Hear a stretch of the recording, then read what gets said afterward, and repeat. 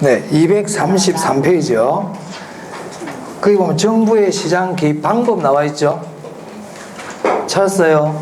네, 그 시장 개입 방법 위에다가 개입 수단 이렇게 적어주세요. 개입 수단.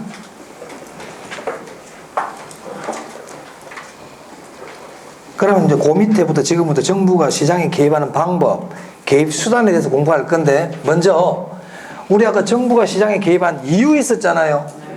개입 이유하고 개입 수단하고 헷갈리면 안 됩니다. 아시겠죠? 네, 제가 다시 나중에 또 말씀드리겠지만 지금부터는 개입 수단이에요. 개입 이유 그러면 안 돼요. 그럼 예를 들어서 거기 간접적 개입에 보시면 표를 다 봐보세요. 표에 보면 간접 개입에 보니까 동그라미에 부담금 부과라고 되어 있잖아요. 그럼 이 부담금 부과는 개입 이유입니까? 개입 수단입니까?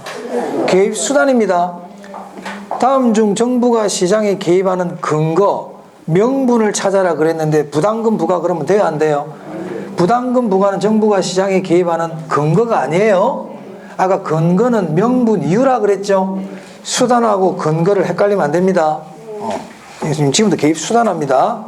이 정부의 시장 개입 수단은 아주 중요합니다. 이건 별표 한 3개 합니다. 시험에 아주 잘 나옵니다. 자, 정부가 시장에 개입하는 수단은요, 크게 3가지가 있어요.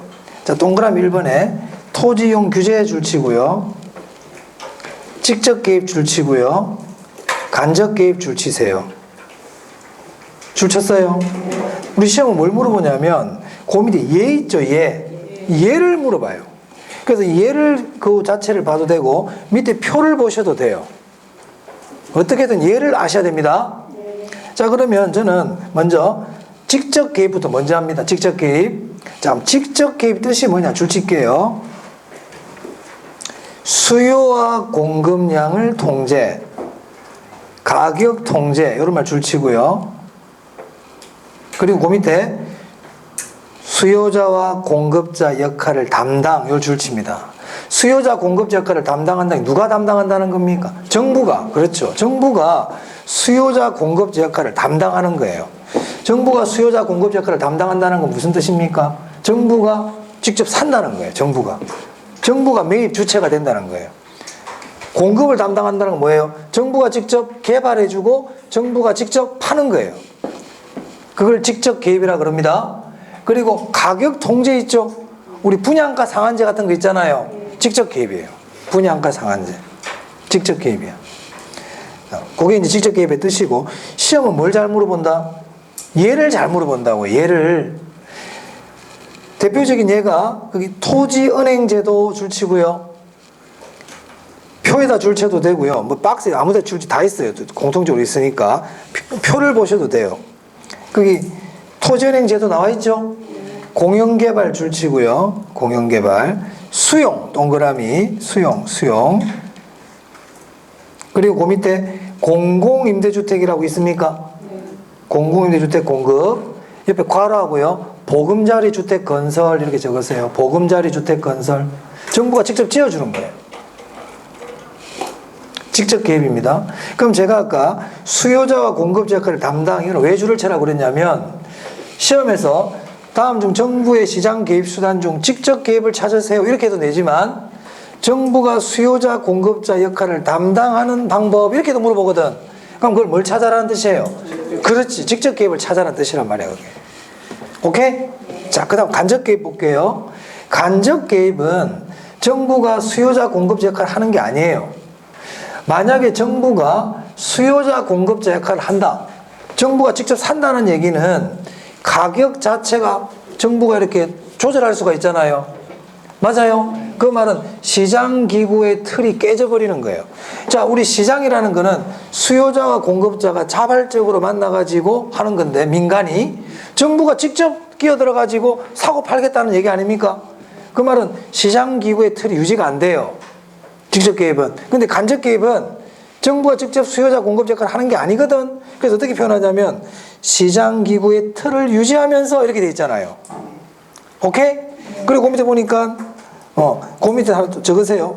그 기능을 통해서 이렇게 돼 있죠. 시장 기능을 통해서 이게 간접 개입을 나타내는 말이에요. 그래서 수요자 공급자 역할을 담당하면서 그러면 직접 개입이고, 시장기구의 기능을 통해서 시장기구의 틀을 유지하면서 그럼 뭐라고요? 간접 개입이라고요. 자, 얘가 중요하다 그랬습니다. 간접 개입. 그거는 표를 보셔도 되고 그 예를 봐도 되는데, 거기 세금 동그라미 하세요. 세금 동그라미 했어요? 부담금은 동그라미하고 별표까지. 부담금은 간접 개입입니다. 대표적인 게 개발 부담금이거든요. 부담금 부과 그러면 간접 개입이에요. 부담금 간접. 보조금 동그라미.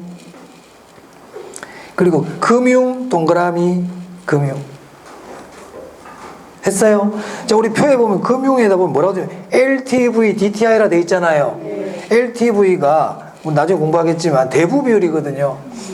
그러니까 은행을 통해서 대출을 규제하고 대출을 풀어주고 하는 것들은 전부 다 간접 개입이라고요. 지금 우리가 아파트를 살려고 그러면 대출이 잘 안 되죠. 정부가 지금 간접적으로 개입하고 있는 거예요, 이게. 간접 개입. 자, 간접 개입 뭐가 있다고요? 세금, 부담금, 보조금, 금융에는 LTV, DTI 이런 것들이 있다. LTV, DTI는 간접 개입입니다.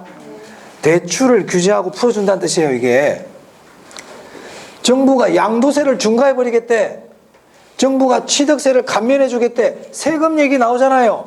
종부세를 강화하겠대, 종부세. 전부 다 뭐라고요? 간접 개입이에요. 세금 나오면 간접이야. 세금 나오면 간접. 정부가 직접 사고 파는 건 아니잖아요. 그죠? 네. 자, 그 다음에 오른쪽 맨 1번에 이용 규제 나와 있죠. 이거는 법률적으로 하는 거야. 법을 가지고 하는 거야. 법을 가지고. 그래서 법률적 강제수단이에요. 그래서 이용 규제는 법적, 행정적 조치를 얘기합니다. 그래서 그 밑에 보니까 법적, 행정적 조치 이렇게 돼 있죠. 그 밑에 예 중에서는요. 지역지구제 줄치고 별표하세요.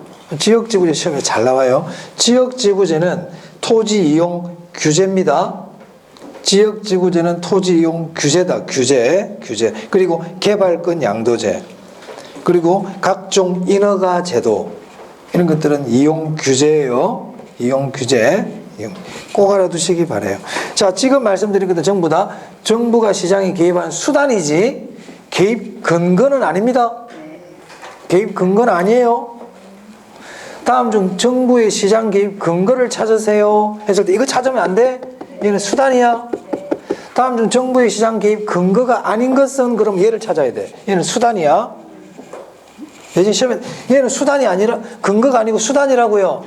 다음 중 정부가 시장에 개입하는 근거가 아닌 것은 이럴 때는 얘들을 찾아내야 돼. 부담금 부과는 근거가 아니고 뭐라고요? 수단. 예전 시험에 나왔어요. 그런 거 너무 어려워요.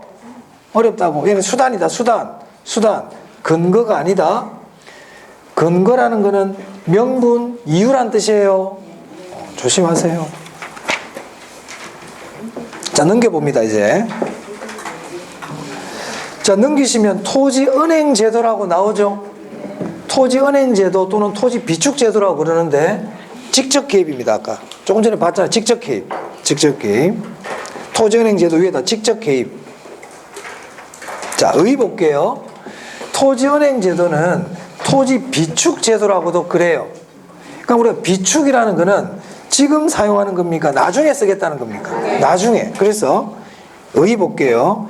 이는 미래의 공공용지 확보를 목적으로 공공용지 확보 목적 줄치고요. 정부가 사용할 토지를 얘기하죠. 공공용지 확보를 목적으로 미개발 토지를 정부가 줄칩니다. 미리 사두는 거예요. 미리 저렴한 가격으로 매입했다가 나중에 팔든지 아니면 정부 자체가 개발을 하든지 이런 제도예요. 자, 우리나라는 줄칩니다. 한국토지주택공사를 통해 현재 실시하고 있다. 어디서 실시하고 있다고요? 네. 줄 쳤어요? 네. 그 옆에다가 괄호하고 이렇게 적습니다.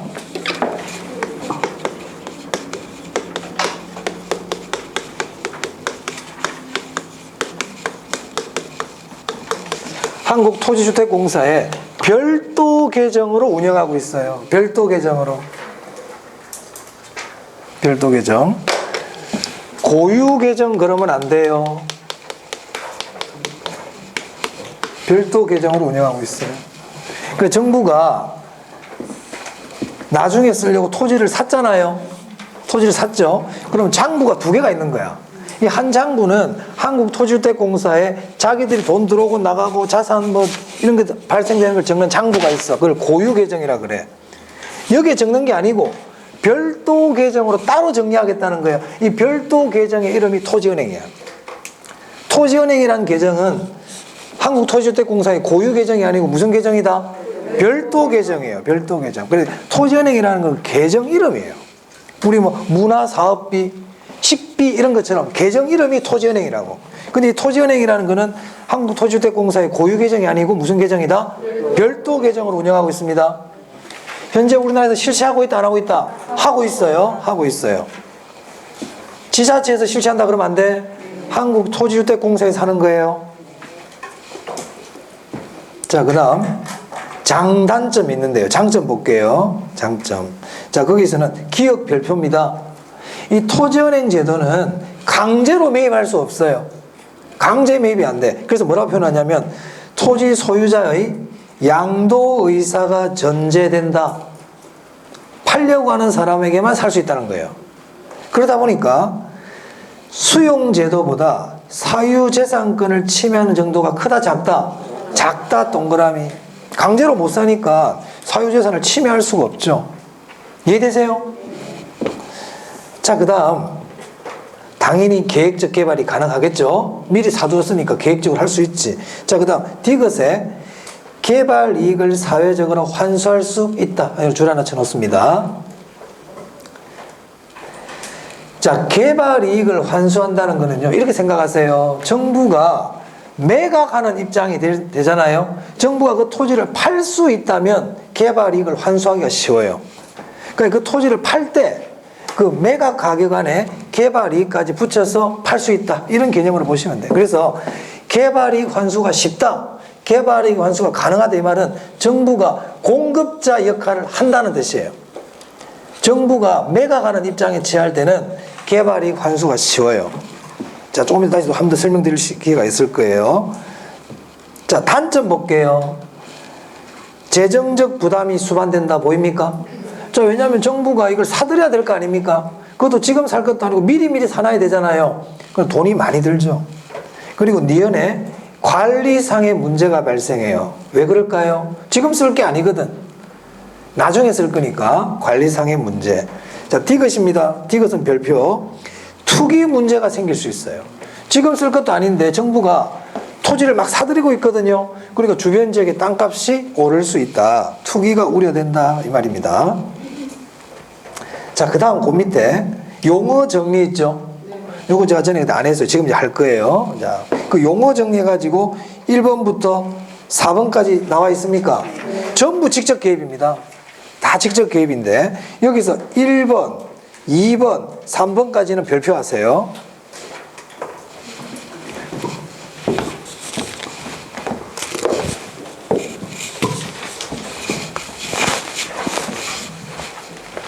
자, 먼저 공영개발이 있고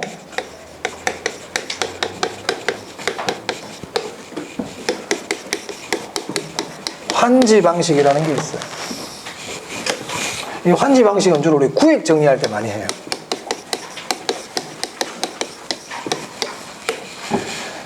자, 이 공영개발은 우리가 공영개발이 있고 민간개발이 있거든. 공영개발은 정부가 공적 주체가 토지를 매입해가지고 그를 개발해서 분양하는 것을 얘기해요. 그래서 이 공영개발은 수용, 개발, 분양의 방식을 갖습니다. 자, 여기서 중요한 말은요, 수용, 분양이에요. 공영개발은 분양하는 거예요. 분양. 분양이라는 거는 매각한다는 뜻입니다. 정부가 이 지역을 공영개발하려고 그래요. 그럼 토지를 어떻게 한다? 강제 매입을 합니다. 매입을 해가지고 그걸 개발을 해요. 그리고 나서 어떻게 한다? 팔아버리는 거예요. 이게 공영개발이에요. 자, 공영개발로 하면 이 글자를 꼭 기억해야 돼. 분양 매각, 분양 매각, 분양 매각. 그런데 환지는 뭐냐면요. 환지는 저 어떤 지역이 있는데 길이 꾸불꾸불해. 이렇게 막 이런 식으로 막 길이 꾸불꾸불한 거야. 토지 이용이 효율적입니까? 비효율적입니까? 비효율적이거든요. 비효율적인 거야. 그래서 이 지역을 이렇게 반듯하게 도로를 이렇게 내주겠다는 거예요. 이렇게 이런 식으로 구획 정리를 해가지고 이런 식으로 토지 이용이 비효율적인 거를 어떻게 해주는 거다? 효율적으로 만들어주는 거예요. 그래서 이 환지 방식은요, 토지 이용의 효율성이에요.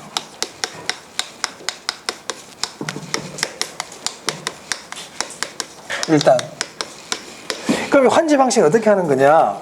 아까 공영개발은 이걸 전면 매입했잖아요. 그래서 개발해가지고 팔아버리는 게 공영개발이라 그랬죠. 환지 방식 그렇게 하는 게 아니고요. 이 토지 소유자들의 동의를 얻어가지고, 소유자들의 동의를 얻어서 이렇게 구획 정리를 합니다. 그렇게 해가지고 원 소유자들에게 돌려주는 방식이에요. 원 소유자에게 돌려준다. 그래서 환지라고 그래요. 원래 돌려준다. 환불하는 것처럼 환불, 환지 돌려준다고요. 그래서 이 환지 방식은 분양하는 게 아니고 원 소유자에게 재분배해 주는 거예요. 그 환지에서는 이 글자를 기억해야 돼요. 재분배. 재분배. 환지 그럼 재분배야. 환지는데 분양 매각 나오면 안 돼? 오케이? 네. 이 제일 중요해. 일단 시험은 이걸 물어봐. 자, 그 다음에 두 번째. 자, 개발해가지고 분양했다는 거는 땅 주인이 예전 주인 그대로입니까? 땅 주인이 바뀝니까? 바뀌죠. 예전 소유자는 땅 팔아버렸다니까. 그리고 나서 분양할 때는 주인이 바뀌죠. 이게 권리 소멸 방식이에요. 주인이 바뀌어. 종전 토지 소유자는 권리가 소멸해버려. 근데 얘는요, 원 소유자에게 돌려주죠. 자, 근데 원 소유자는 돌려줄 때 만약 여기 갑이라는 사람이 땅을 100평 갖고 있었어. 그러면 원 소유자에 돌려줄 때는 100평을 그대로 주는 게 아니고요, 100평보다 작게 받아요. 왜냐하면 도로도 반듯반듯 넓히다 보니까 이만큼 돌려받을 수가 없고 또 비용이 들어가잖아요. 저걸 구획 정리하면 비용이 들어가죠. 그 비용에 충당하기 위한 토지도 있어야 된다. 그걸 채비지라 그래요.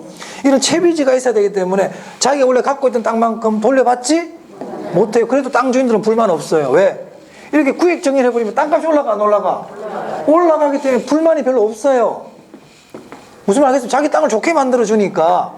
맞아? 그러니까 100평인 땅을 그대로 100평을 못 받죠. 이걸 간보율이라 그런다. 그걸 다시 공법 시간에 배우시고. 그러다 보니까 이 환지는 권리 소멸이 아니고요, 권리 축소예요. 권리 축소예요. 사실 1번 이게 제일 중요해요. 우리 시험은 1번 이상 잘 안 내. 1번 이상 잘 안 내. 잘 안 내. 근데 참고로 이제, 자, 아까 제가 비용에 충당하기 위한 게 채비지라 그랬잖아요. 자, 그러면 구획 정리가 끝났어요. 그럼 채비지가 남았어. 비용 충당인데 채비지가 좀 남았단 말이야. 그럼 이 채비지는 원 소유자들에게 나눠줄까요? 매각해버릴까요? 채비지는 매각합니다. 채비지는 재분배한다 그러면 안 돼? 채비지는 어떻게 한다고? 매각해버려요. 채비지는 매각한다. 채비지를 재분배한다 그러면 된다 안 된다? 안 됩니다. 헷갈릴 수 있어요. 시험에 나온 적은 없지만 참고로 알아둡니다. 우리 시험은 요거 잘 낸다. 자, 일단 부가적으로 이제 공영개발과 환지의 장단점 한번 볼게요.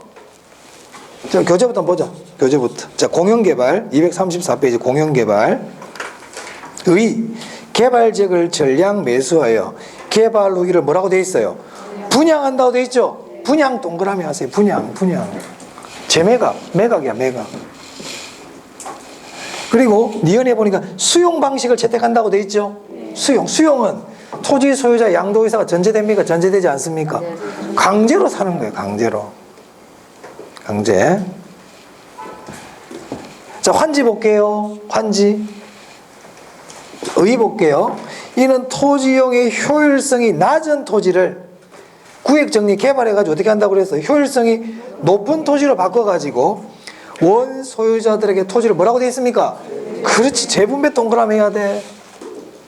효율성을 높이기 위한 제도라 그랬어요. 재분배해주는 제도예요. 이해됩니까? 자, 다음에 니은에 보면 어쩌고저쩌고 하다가 채비지를 뭐라고 되어 있어요? 매각한다고 되어 있죠. 채비지는 매각하는 겁니다. 채비지 재분배 그러면 안 돼요. 남더라도 매각해야 돼, 얘는. 일단 요까지가 기본이야. 자, 그 다음 장단점 보겠습니다. 장단점. 자, 다시 공영개발의 장점 볼게요. 자, 공영개발의 장단점을 할 때 공영개발의 장점은요, 환지의 단점이에요. 공영개발의 단점은요, 환지의 장점이에요. 자, 외우려고 그러지 말고 생각해 봅시다. 자, 공영개발 보세요. 공영개발은 정부가 토지를 강제로 매입을 해버려. 그래서 개발해가지고 파는 방식이야.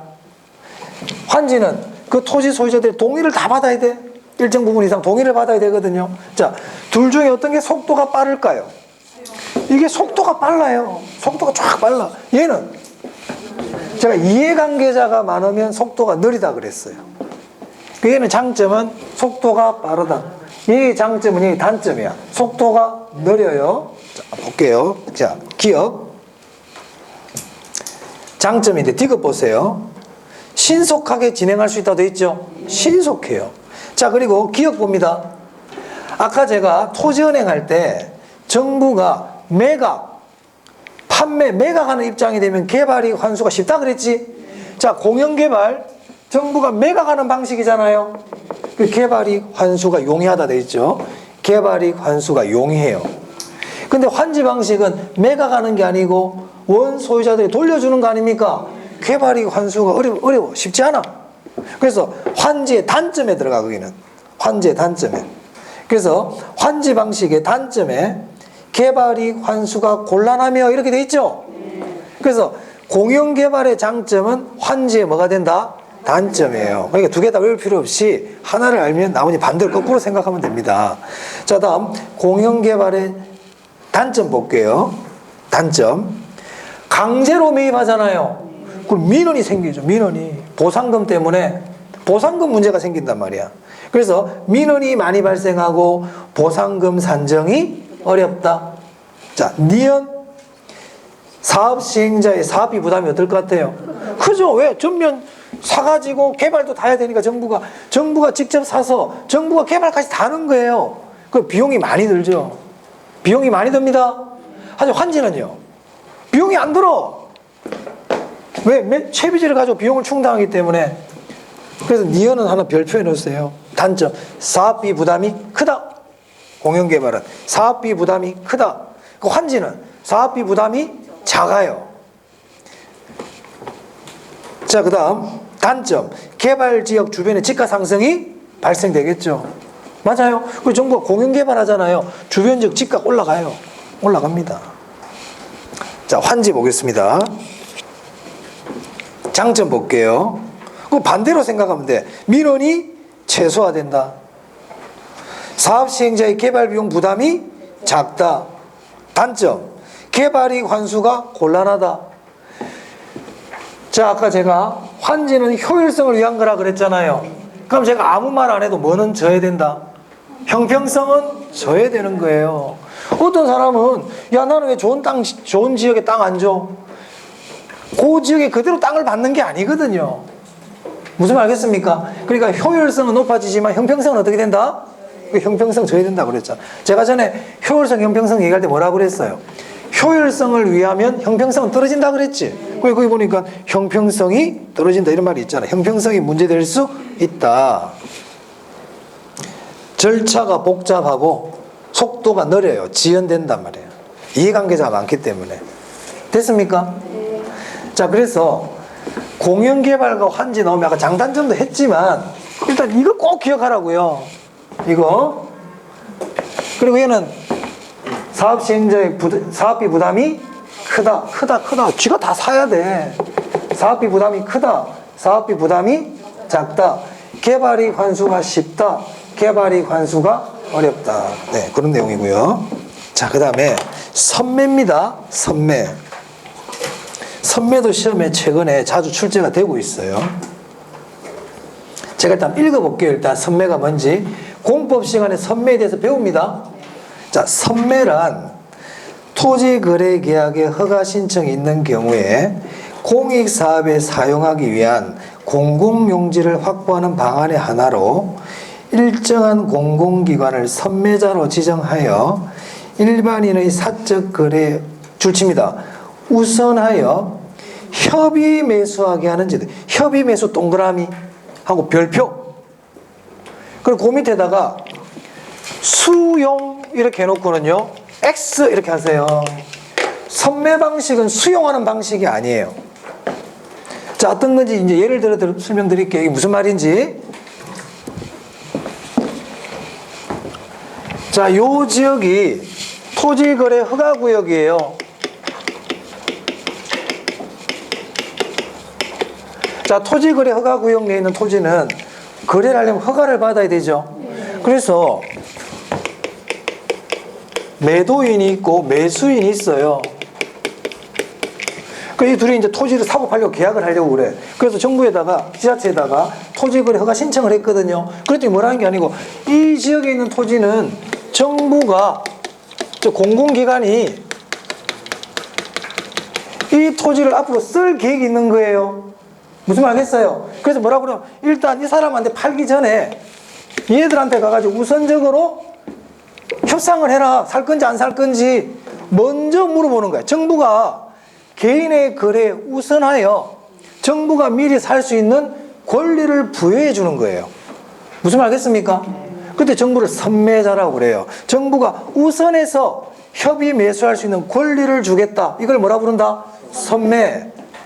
강제로 수용하는 게 아니고 정부가 우선해서 협의 매수할 수 있도록 해주겠다. 이걸 뭐라 부른다고요? 무슨 제도인지는 이해됩니까? 그러니까 정부가 살 수 있는 권리를 주니까 직접 개입이지, 이것도. 직접 개입. 됐어요? 그럼 선매는요, 다른 거 볼 필요 없어. 선매 딱 나오잖아. 맨 뒤를 딱 봐야 돼, 항상. 선매란 글자가 나오면 어디를 본다? 맨 뒤를 봐야 돼. 나중에는 우리 기출문제까지 이런 거 제가 알려드려요. 자, 맨 뒤를 보거든요. 그럼 그 뒤에 협의 매수돼 있잖아. O. 수용돼 있잖아. X. 이렇게 답 찾는 거예요. 이게 다 읽을 필요가 없어요. 중간 글자 가지고는 장난 안 친다, 우리 개론에서는. 중간 글자 장난 안 쳐. 우리 공법도 아니고. 무슨 말 알겠습니까? 선매, 협의 매수. 선매, 수용 X. 오케이? 네. 자, 그러면요. 정부가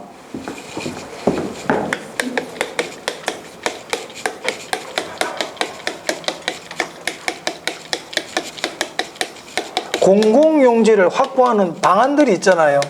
대표적인 게 뭐가 있던가요? 수용이에요. 수용. 두 번째가 아까 토지 비축이었죠. 이 토지 비축할 때 주로 선매제도 방식을 많이 써요. 선매 방식을 많이 써. 그래서 이 두 가지 방식은 정부의 대표적인 공공용지 확보 방법이에요. 됐나요? 공공임대 보유는 시험에 거의 잘 안 나옵니다. 공공임대 보유는 뭐냐? 자, 아까 공영개발이 뭐였어요? 정부가 토지를 강제 수용해가지고 개발해서 매각해버리는 거였잖아요. 근데 매각하지 않고 임대를 주는 거야. 임대. 매각하는 게 아니라 임대. 그걸 우리가 뭐라 부른다? 공공임대 보유라 그럽니다. 자, 그래서 1번에 보세요.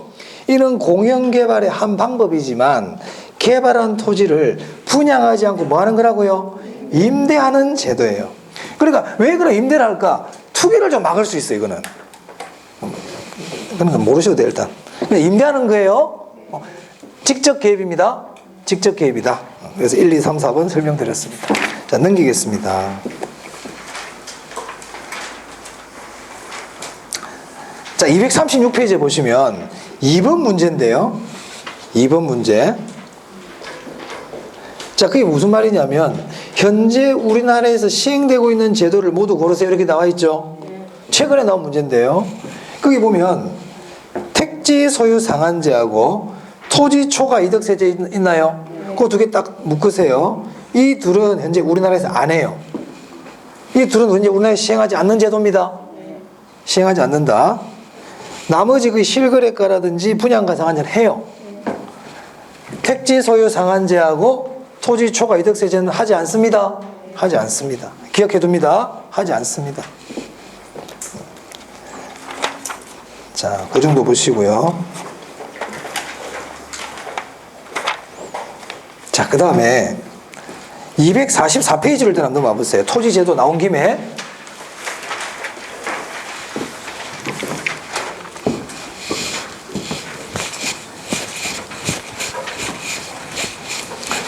자, 거기 보시면 개발이익 환수제도라고 있죠.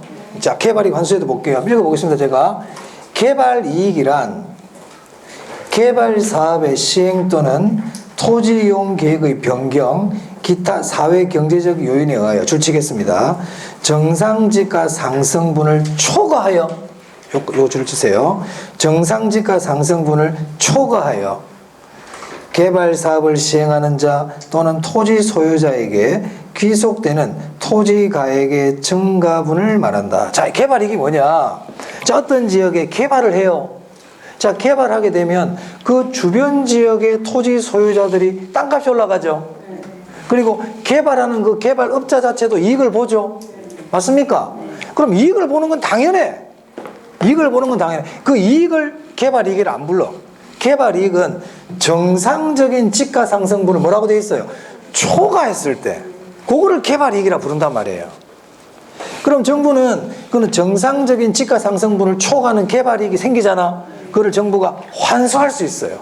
이걸 우리가 뭐라 그런다? 개발이익 환수제도라 그럽니다. 오케이? 그래서 개발이익 환수 옆에다가 이런 말을 적어두세요. 불로소득. 이 개발이익 환수제도는 불로소득적인 성격을 환수하는 그런 성격이에요. 저 주변 지역에 이게 개발하니까 옆에 있던 땅 주인이 땅값이 오르잖아. 불로소득이잖아요. 그런데 정상적인 지가 상승분을 초과해서 올라갈 때는 그 부분만큼은 어떻게 하겠다? 정부가 일정 부분 환수해버리겠다는 뜻이에요. 오케이? 억울하지? 어쩔 수 없다. 이런 게 토지 공개념이다. 나중에 설명드리겠지만 어쩔 수 없어요. 자, 그 다음 개발이익 환수 방법 보세요. 환수 방법. 거기 직접 부과, 뭐 과세를 통합 이런 말 나와 있잖아요. 옆에다 과라고 이렇게 적으세요.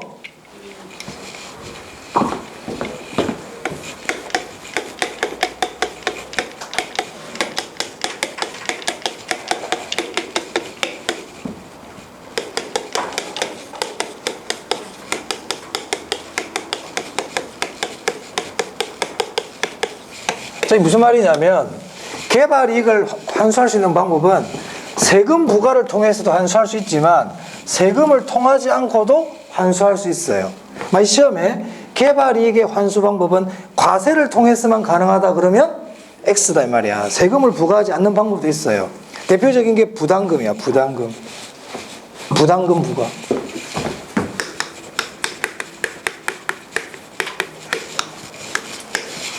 주로 우리가 부담금 부과를 많이 합니다. 재건축 부담금 이런 거 있잖아요. 각종 개발 부담금들이 있거든요. 개발이익을 환수할 수 있는 제도들이에요. 자, 그래서 개발이익 환수 방법은 세금을 통하지 않은 방법도 있다. 이렇게 알아두시면 되겠습니다. 자, 오른쪽에 토지 공개념 나오죠. 토지 공개념. 제가 전에 1, 2월 달에 안 했거든, 여기는. 자, 토지 공개념. 이 토지 공개념이라는 건 뭐예요? 공개념이라는 거는 여러 이런 뜻이잖아요. 더불어 이런 뜻이거든요, 이게. 그 토지 공개념은 우리는 자본주의, 그 사유재산을 인정해 주잖아요. 토지 소유자의 재산권을 인정해 주죠. 당연히 사유권 인정해 줘요. 근데 공개념은 뭐냐면 토지 사유권을 인정해 주지만 공공의 이익을 위해서는 그 사유권이 일정 부분 제한될 수 있다는 게 공개념이에요. 공개념. 그러니까 토지 공개념은 토지의 소유권이 제한될 수도 있다. 이게 공개념이에요. 그럼 왜 제한하는데? 왜? 내 땅인데. 첫째, 부족하니까. 부정성 때문이에요. 부정성. 그 옆에다가요, 국토성 이렇게 따져요. 국토성. 자, 토지 공개념은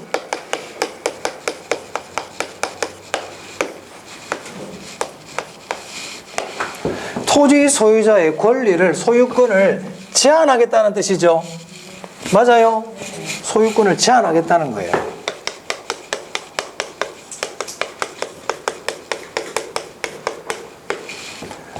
그러면 소유권이 절대적이라는 겁니까? 상대적이라는 겁니까? 토지 공개념은 상대적 소유권을 얘기해요. 제한이 있다는 거는 상대적 소유권이거든. 그 왜 제한하는데? 토지가 부족하니까. 부족하니까. 토지는 국토의 일부니까. 이 국토성은 인문적 특성입니다. 얘는 자연적 특성이고. 그리고 토지는 사회성, 공공성이 강해.